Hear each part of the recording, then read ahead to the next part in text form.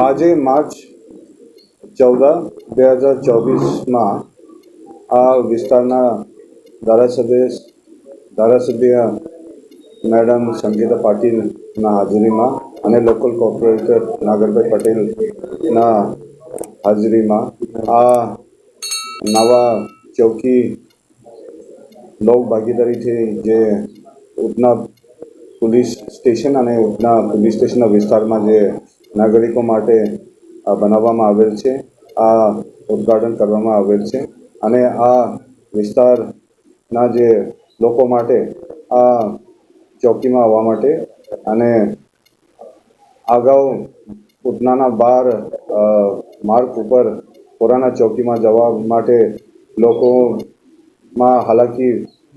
પડવામાં આવતા હતા, આ દૂર કરવામાં આવશે અને આનાથી આ વિસ્તારના સુરક્ષા અને